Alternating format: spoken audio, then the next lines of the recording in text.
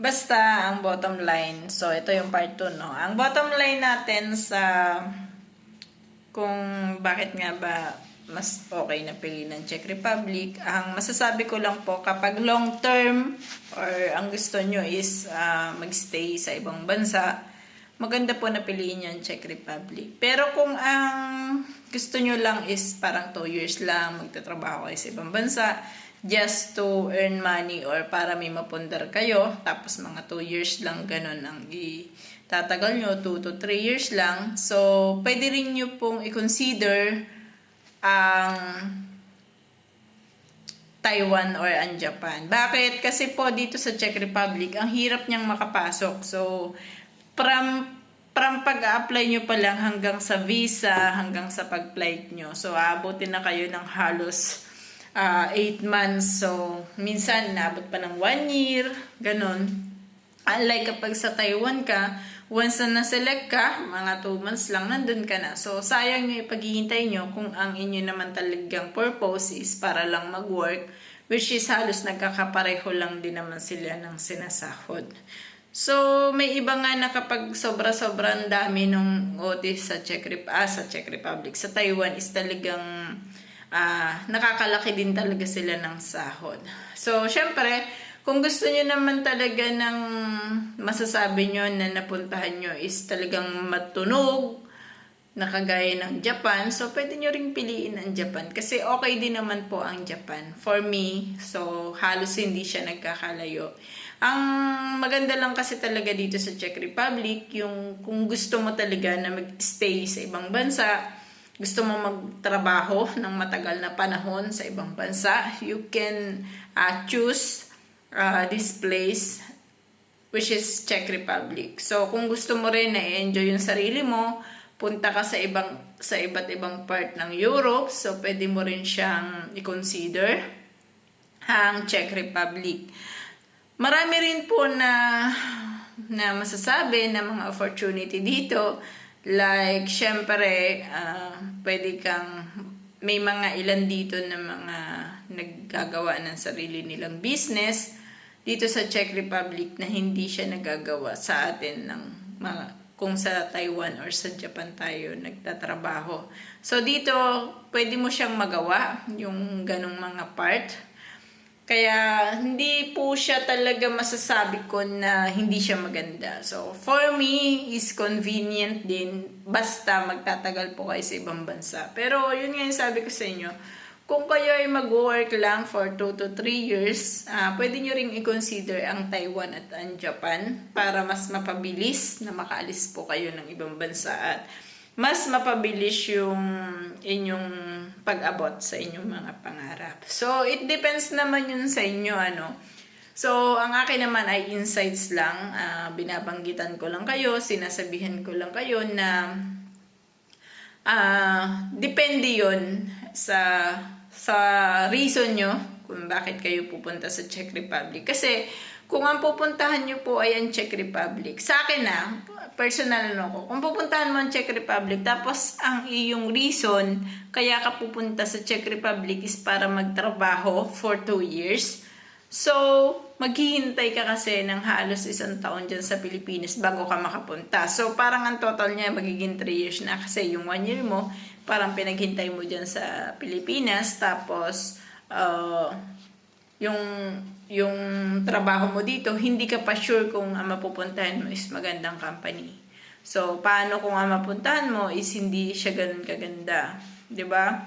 So, mahihirapan ka makarecover agad ng within 2 years. So, kagaya nga na sabi ko sa inyo, yung unang taon ko dito, talagang nahirapan po ako.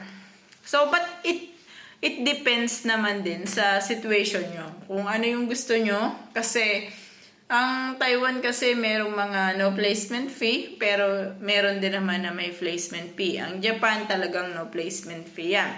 Dito sa Czech Republic, meron pong placement fee, tapos may mga iba pa na sinasabi nila na pati yung ticket ng eroplano is sila na rin nagbabayad kasi sisingilan sila ng 200,000 pesos, which is ang sahod naman dito at ang sahod naman sa Taiwan or sa Japan is hindi naman halos nagkakalayo. So, Kung mas malaki man ang sahod sa Czech Republic, very, very minimal lang po. Napakaliit lang.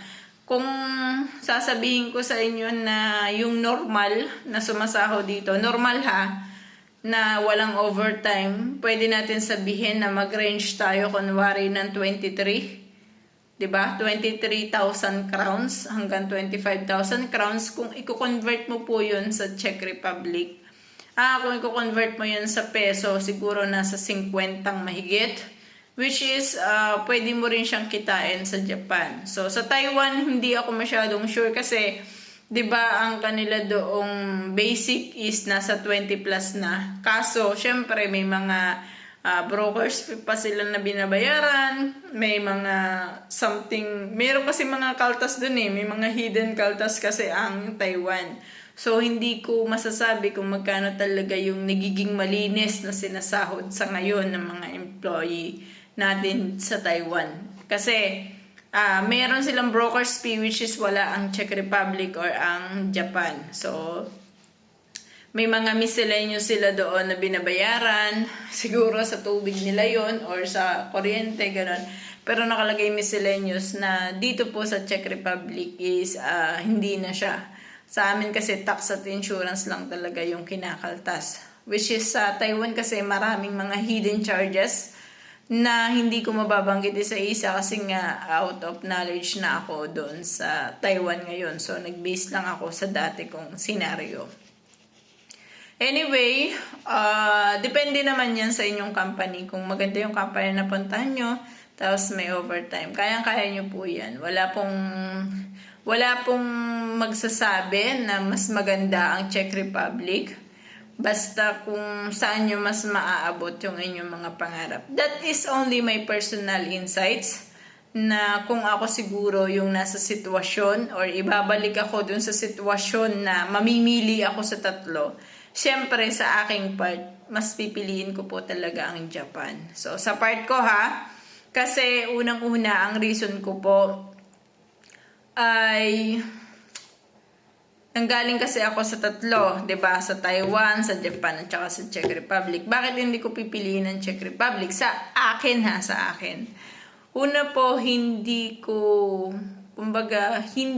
inisip na ako po ay long time na magtatrabaho sa ibang bansa. So, gusto ko, once na nagtrabaho ako sa isang bansa, ay parang na-enjoy ko yung sarili ko. Although na-enjoy ko dito sa Czech Republic, kaya lang hindi po ako ganun kalakas pagdating sa winter. So, yun talaga yung sinusukuan ng katawan ko dito. So, yung winter po is matagal kasi masyado dito ang tag-lamig. So, ibig sabihin, minsan po from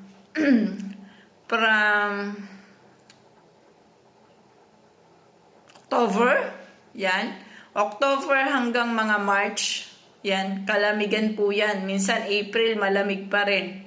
So, pagdating po ng May, yan, sabihin natin na parang summer na sa kanila, May hanggang August.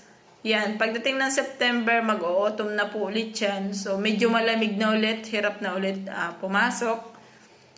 At hirap na ulit gumising. So, basta, sinasabi ko guys, depende naman yan sa insights nyo. Sa akin naman is parang nagsasabi lang ako.